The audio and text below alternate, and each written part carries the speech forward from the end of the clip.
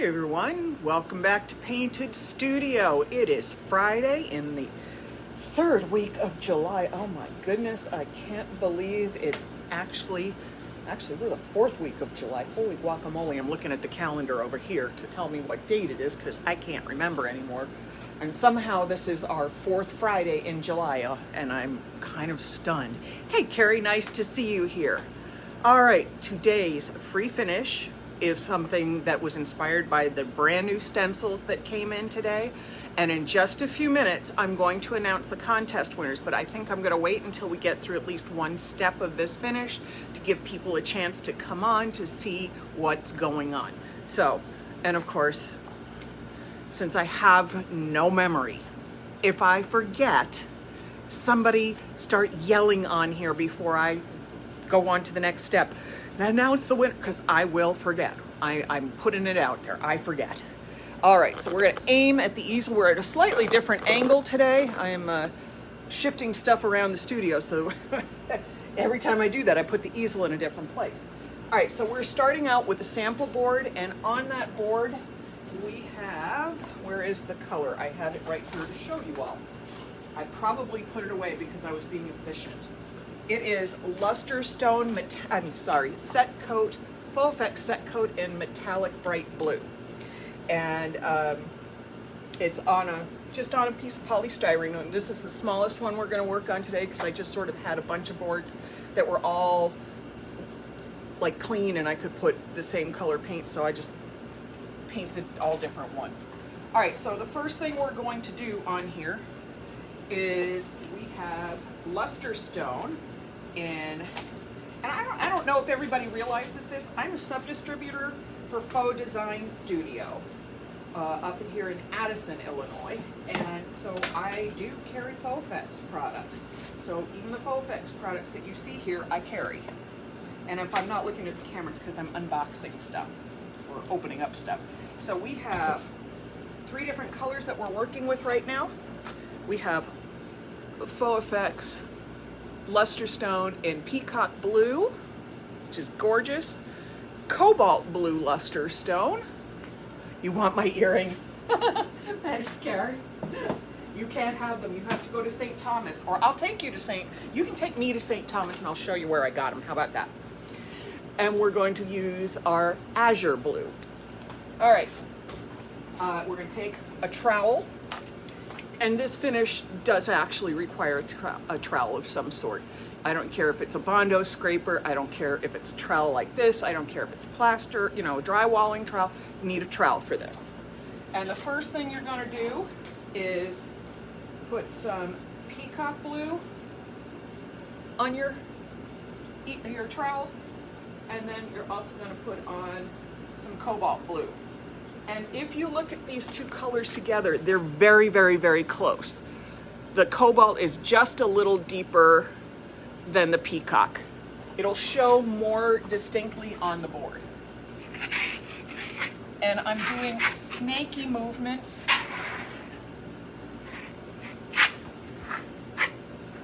This board just happens to have a little texture because that's what it is, but that's not important. And I'm using snaky serpentine movements because this finish is going to mimic water. Because why? Dragonflies like where there's water. So we're gonna do that. And then we're gonna take another stick. And so you can see I've got the Peacock Blue and the Cobalt Blue troweled on. I'm going to take just a little, and that's called double troweling. So I double loaded the trowel with 2 colors, and then I troweled both colors on at the same time, letting them blend as I troweled. Not muddy, blend. You want to see both colors. All right, so this is the Azure, and I'm just sort of dropping it in a few spots. And let me scrape the rest off of here because I don't need all of that on here. I need it, I'll go back. And I'm moving, again, in sort of serpentine motions because I want to give the impression of water. And I don't want to see skip marks I don't want to see big, huge, solid chunks of color. I want waves, I want motion. If I blend it out too much and it disappears, I can come back in with a little more product. If you see a little bit of the undercolor peek through, that's not a big deal. Scrape that off because I got that really muddy in that corner. So I want to put a little bit of azure in there. And again, this alone, beautiful finish for a wall. Lovely, simple finish. All right, we're gonna put this one to the side. And I know you're like, why did she put all that big tape around there? Well, it's because my next two boards are bigger, and I know I tend to trowel past the edge of the board all the time. See, I did it right there. And I want to keep as little, oops, I didn't mean to pull that tape. Oh well, that's the edge tape. My other two boards are substantially bigger, so I was trying not to have them get coated with luster stone on the backs of them. Okay, I'll set this one aside to dry and throw these tapes out.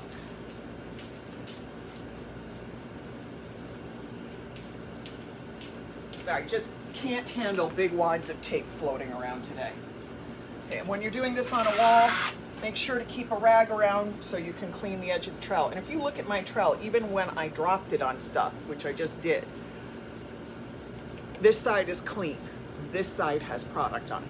You only want product on the side of the trowel that you're hitting your surface with. Do not put it in the middle. You won't get a good result. All right, so I'm gonna pull up the next board. And here we go. This is what this is gonna look like dry. Let me find my roll of tape, my monster roll of tape.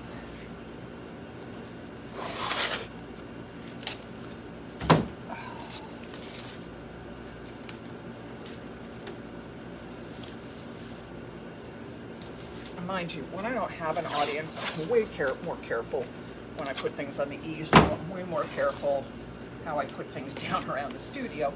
But when we're doing lives, I'm trying for speed and efficiency, which, you know, I don't always get, but that's what I'm trying for. All right, let me put a lid back on some of these things so I can move them out of the way to get to the next product.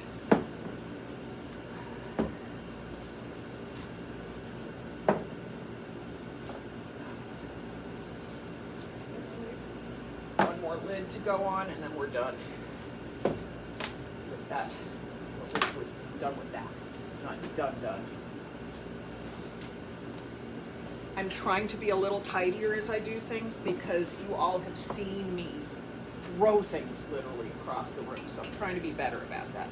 All right, so our next thing we're going to do is take our Artsyville gel medium. Where in the world did you get a, that was actually, it's about a third of the size now. My husband's company used to make, the company they used to own made tape and drape products. So there was always huge rolls of tape around the warehouse. They're not sold publicly. I was trying to get them for the studio. They won't do it. No matter how nicely I ask, I guess, you know, I'm just not as cute as I thought I was. All right, so we're going to take Primary Elements in Beach House Blue. These are not the same as the pigments we used yesterday, which are designed for resin. This is designed for, not yesterday, we used them, Tuesday? These are designed for water-based products, and this one is called Blue Flame. And then there's one I'm using today we don't have in stock. If you all like it, let me know, I'll bring it in. This one is called Key Lime. I just happen to have a small sample jar of it. All right, so you're gonna take your trowel again. Geez, this is why I was cleaning up, and this is how it's not successful, because I clean up and then I set my clean trowel right down in the one spot that I dropped a whole bunch of stuff, because I'm a genius. All right. So I pre-mixed these because the next board is already previously set up for this step. I mixed the Blue Flame, Beach House Blue, and Key Lime, all into different containers of gel medium. And want to say I used about 1/4 teaspoon to 1/2 teaspoon per ounce because I wanted my color rich. And when you use powder pigments in anything that's not completely liquid, and even then you're going to need to do it, you have to mix the pigments in and then let them bloom a little, meaning that the pigments need to absorb the moisture. So when you come back after you walked away from it for like 10 minutes, you'll see that you'll have deep spots of color in it. That means the rest of the pigment granules have absorbed moisture and started to bloom out into the product, and you need to come back and stir it up. And I think you might be, I don't know if I've stirred these so well you don't see any blooms. There we go. Oh, sorry, almost dropped the stick down my chest. All right, you can see right on the edge in here that there's little spots of pigment.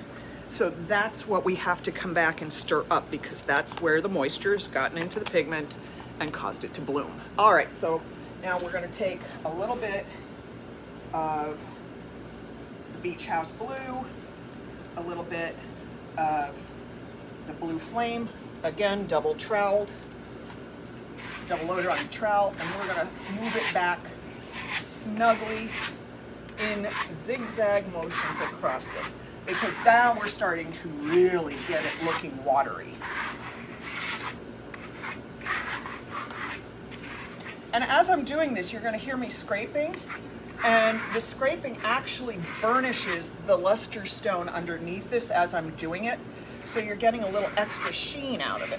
So between the sheen of these pigments, the glossiness of the texture of the gel medium, and then the burnishing that we're doing, you're going to get a lovely sheen out of this. And again, at this stage, even just with these two colors, it's a beautiful finish. I mean, gorgeous. Think of this in a powder room or on a tabletop. I mean, this beautiful watery feel to this. And now I got to clean the residual off of my trowel, and we're going to go in with our Key West, or I'm sorry, Key Lime green. I'm making up stuff now. I have way too much on there. Okay, so I'm only taking a little tiny bit of green.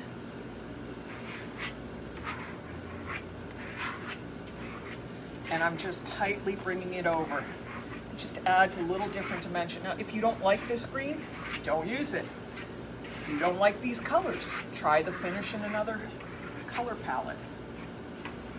All right.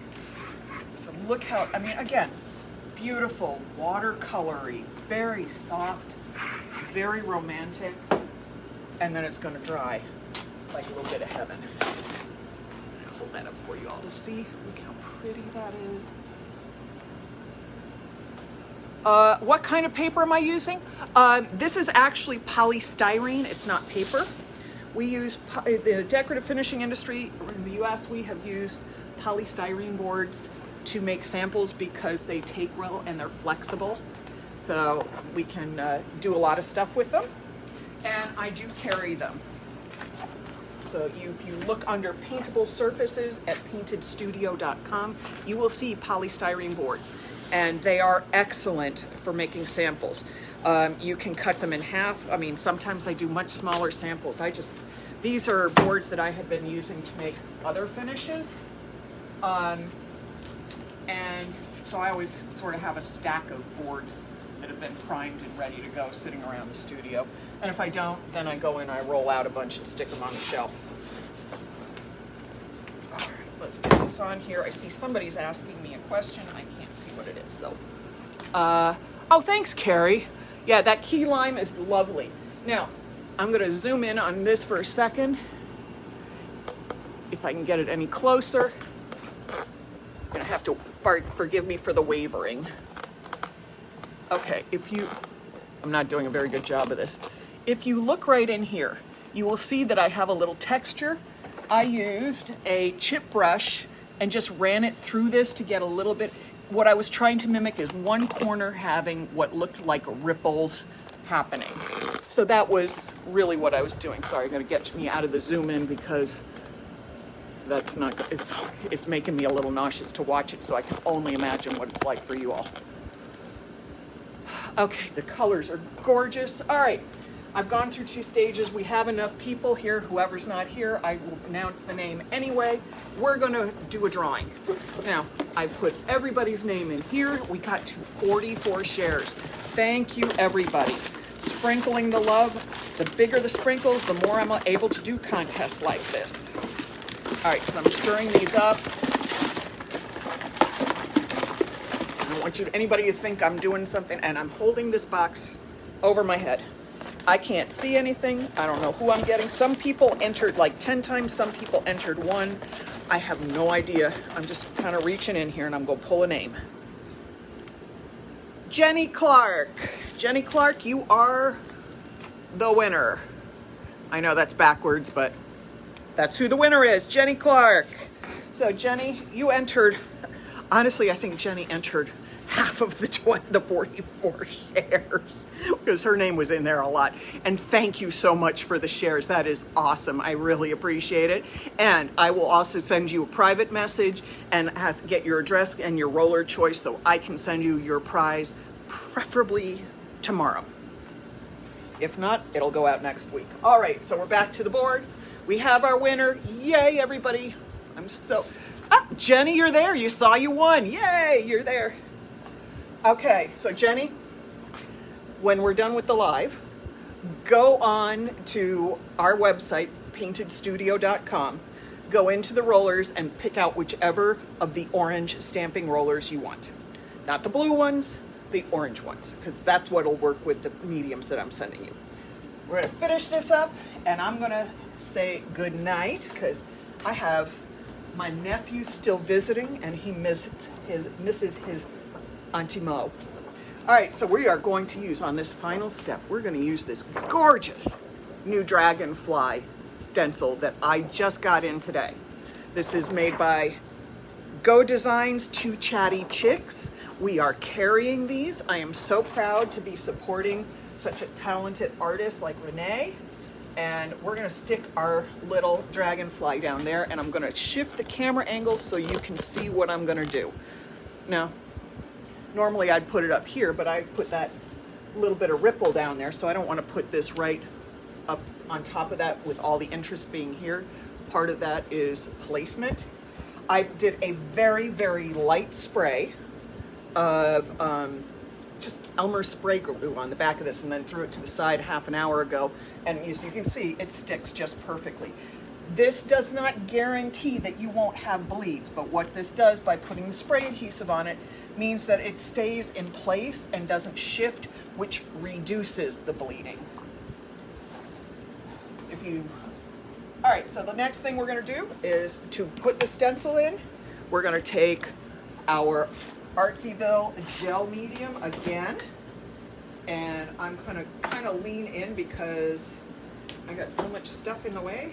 It's a little hard for me to stay in the camera. All right, let's move things out so I can kind of come where you're seeing me. Get all of the goopy stuff moved. And if I put it on the other side mixed, you'd be looking at my back. That's just how it goes. I just need a little bit of this in here because all I need to do is get that area filled in. So I'm taking just a tablespoon or 2 in here. And when I do this sort of thing on a job or for a client's piece, I have all of my colors in the amounts I need pre-mixed ahead of time and set aside because I don't want to waste my time on a job site screwing around with figuring out what I need. All right, so the color I'm going to add into this is called Sunflower, and it comes out as a nice warm yellow. You're noticing I'm not adding a whole lot of pigment. Why? Because dragonflies have some translucency to them, so I don't want this to be super opaque, but I'm also gonna have a little fun with it because we're gonna add a little bit of glitter because dragonflies shimmer in the sun. So this is our soft gold glitter. Let's get a stick, stir it all up.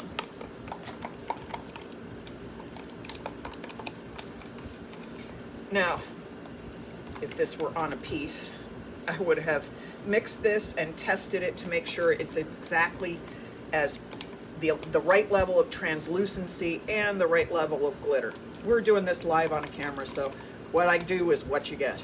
Hell, what I do is what I get. And just understand, this is very opaque looking. Once this clears, you'll be able to tell how subtle and shimmery and lovely it is. What's the problem? I'm stenciling with. You're using the Artsyville gel medium, and then I added some soft gold glitter and sunflower yellow pigment to this to make me a dragonfly color. And really, the color of my dragonfly is being determined by the color of the background. I need it to be a little lighter so it pops against this, but I want it to be subtly lighter, meaning that's why there's very light pigment in here. And I'm taking we carry these little tiny Japanese trowels. They're great for furniture. They're super easy to work with. And they're so nice with these little stencils. And see, there is where I'm going to have a bleed. I accidentally let my trowel catch up on my stencil. See, even I make those mistakes. Everybody does it. Doesn't matter how long you've been doing it, we still make mistakes. Oh well, it'll be fine. So this beautiful stencil, let's hope I didn't screw up that release too much up over there. Oh, I didn't. Actually, I've got real lucky. That bleed was so small. But look how beautiful that looks. Now that's going to turn clearer, and it's just going to have a slight shimmery kind of goldy look, and it's going to be a perfect accent for this. So look how beautiful that came out. Tomorrow I will post the pictures of it with it all dried and cleared and with all the tapes pulled, because nothing looks good with the tape still on it. We all know that. Look how much nicer it already looks with one side of the tape pulled off. And we just have, it's just this beautiful watery finish. All right, I'm gonna stick that over there to dry. Aw, thanks, Carrie.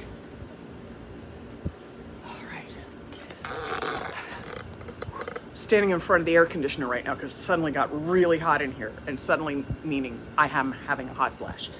Sorry for any guys who might catch this. I'm 56, it's what we deal with. All right, so everything's perfectly came out the way I wanted it to. You guys, we had the contest announcement. I'm so excited for Jenny. Thank you very much. And we will do another contest but I think I'm gonna do a Labor Day contest. And I'm going to figure out what we're going to do for it. But I got a couple weeks. What's the largest size of that gel medium that I sell? I sell it only, the largest is the quart. It is only to those of us who are teaching with it in studios, we're allowed to carry the gallons. It's simply the regulations of bringing it in. So the quarts are the biggest size that it sells in, not just by me, but by anybody who carries Artsyville. That's the biggest size we're allowed to vend. All right, everybody. Have I forgotten anything? Well, of course, sprinkle the love on this video because it's awesome. And I hope you all have a great Friday night. I'm gonna clean up this mess and spend some time with my family. Thank you all. Carrie, if you have any more questions, sweetie, when I get off, just call me. Don't hesitate ever to call me, and that goes for everybody watching. Our phone number's posted on our website. Our phone number's posted on our page here. If you have product questions, message me, call me, send me a text. I'm always happy to help. I mean, I was helping, I don't remember who I was helping, but I was helping somebody at 1 o'clock in the morning the other night. So, because I don't sleep. On top of it, I never sleep. So, seriously, don't hesitate to reach out. All right, everybody, I'm so grateful you were here. Thank you for all the love. Thank you for all the sprinkles. Hey, Minetta, I'm gonna have to roll back because we're done for the night. Have a good one. Bye.